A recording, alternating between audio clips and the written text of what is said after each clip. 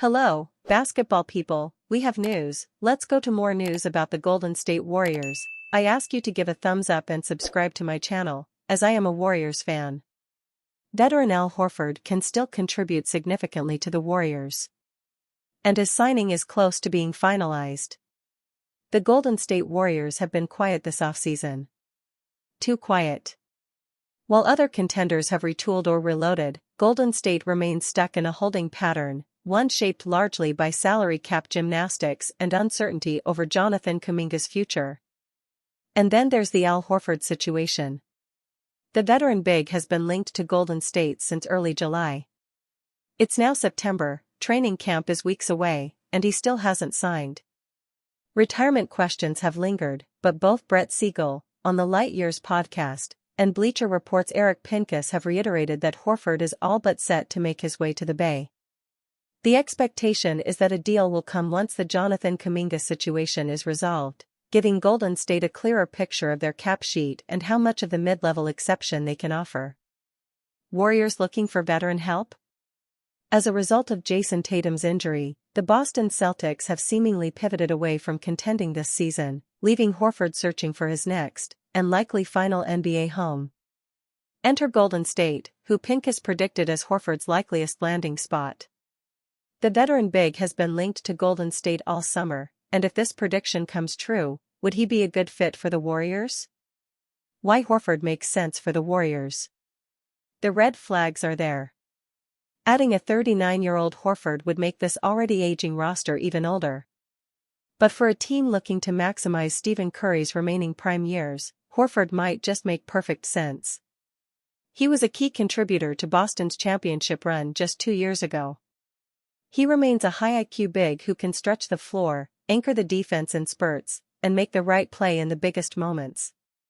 For what Pincus predicts, a 2-year minimum deal worth $3.6 million for 2025-26 with a player option, the downside is limited. If it doesn't work, you move on. If it does, it's a low-cost win. There's also something poetic about it all.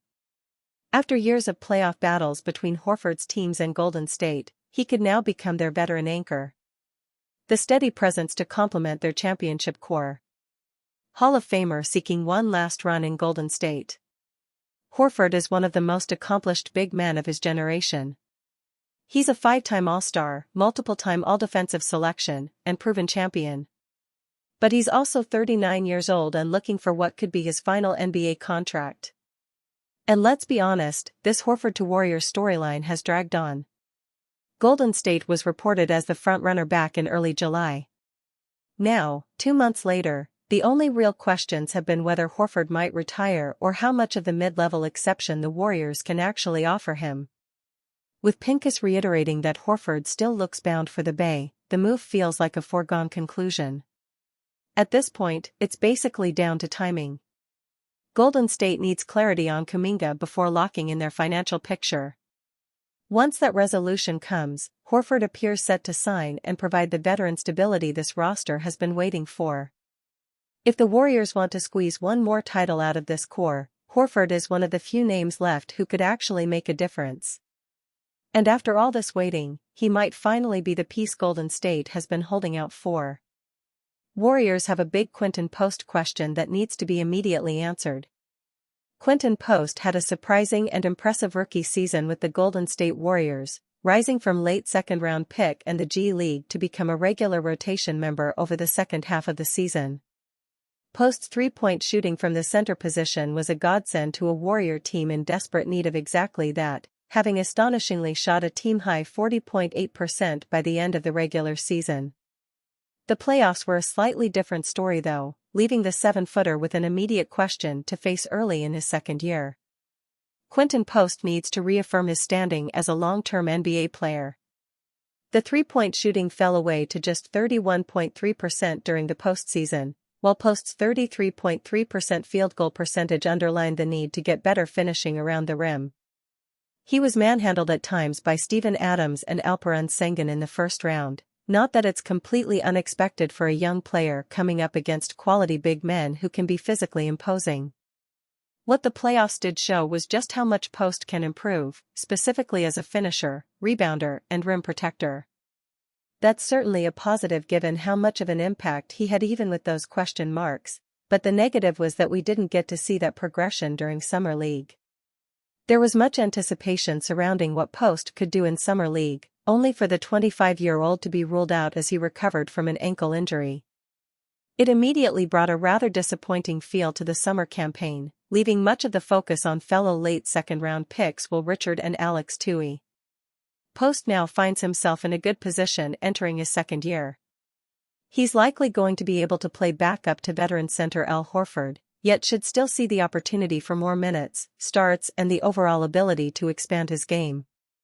There are still some concerns though which are clearly held by the franchise given just how aggressively they pursued Horford since the start of free agency.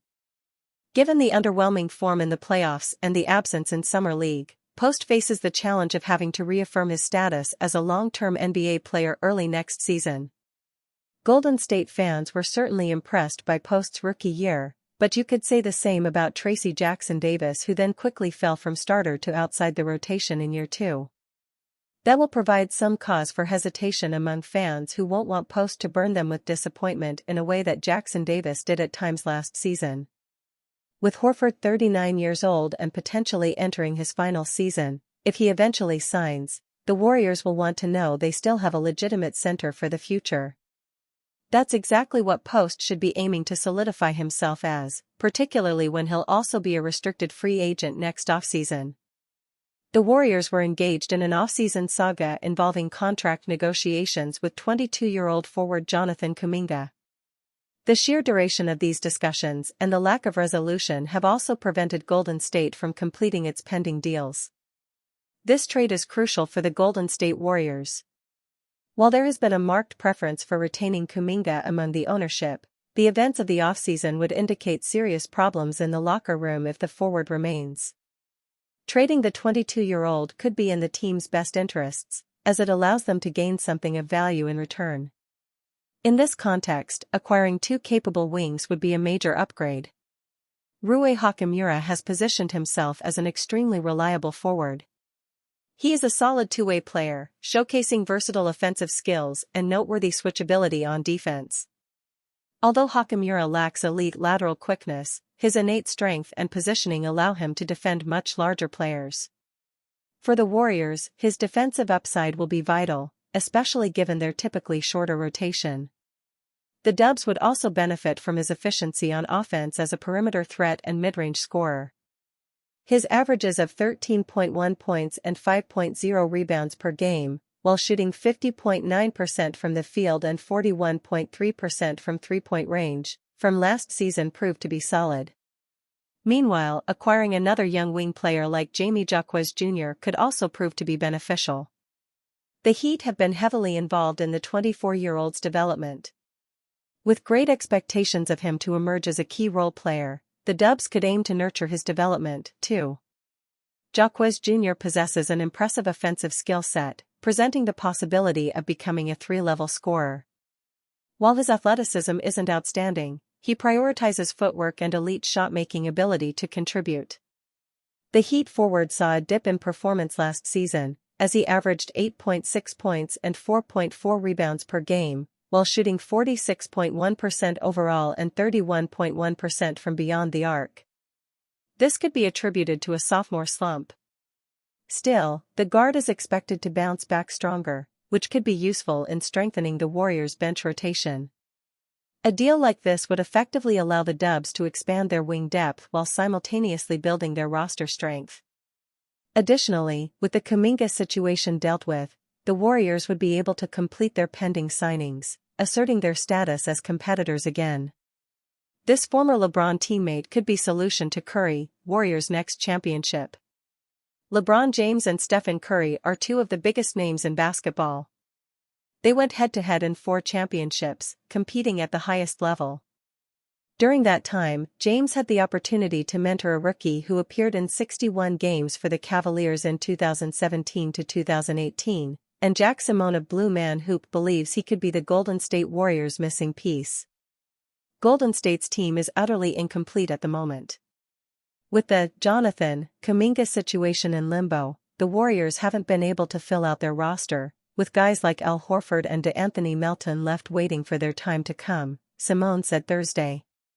That's why adding Sadie Osman, who is still only 30 years old, could be an intriguing option for the Warriors to consider.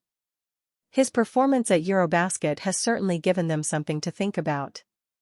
Sadie Osman was once a full-time starter for the Cavaliers, and once James left, he stepped into a role that led him to averaging 10-plus points per game for 4 straight seasons. His career has sort of fizzled out in the past couple of years, as he now plays for the San Antonio Spurs in a limited role. However, his time with the Turkish national team proves that he still has some gas in the tank. A jumper that allowed him to shoot 50% from 3, as well as making timely cuts alongside Alperen Sengun, which should make you wonder if he could do the same with Draymond Green. Osman could provide some much-needed shooting at the wing, since it isn't exactly Jimmy Butler's forte. It could seem like a small move, but Osman could move the needle just enough for the Dubs. Warriors predicted to win this many games during the 2025-26 NBA regular season. It's been 3 years since the Golden State Warriors won their last NBA championship, the 7th in franchise history and 5th representing California. While they made 2 additional postseason trips, the Warriors were eliminated in the Western Conference semifinals on both instances. With another season approaching, do the Warriors have enough pieces to make another serious championship push? Stephen Curry may be a year older but is still one of the game's best shooters. The same can be said for Draymond Green on the defensive end. Oklahoma State highlights. Jimmy Butler and Buddy Hield can help lighten the scoring pressure off Curry, while Jonathan Kuminga and Brandon Podziemski are emerging players who could contribute to Golden State's resurgence. Warriors lagging in the Western Conference. While the Warriors have some marquee names, will it be enough to carry them back at least to the Western Conference Finals? Bleacher Report's Andy Bailey doesn't see it happening when he predicted Golden State to finish the 2025-26 NBA regular season with a 46-36 record. The Denver Nuggets, Los Angeles Clippers, Los Angeles Lakers, and Houston Rockets have all gotten better. The Oklahoma City Thunder isn't going anywhere. Barring some dramatic, unforeseen superstar trade, it's starting to look like Stephen Curry could spend the twilight of his legendary career in the West's play-in range, Bailey wrote. Meanwhile, FanDuel Sportsbook has the Warriors over/under at 45.5 wins. Bookies.com's Bill Spiros also wrote that Golden State will travel the 6th most miles, 47,027.30, across 51 time zones and 19 road trips.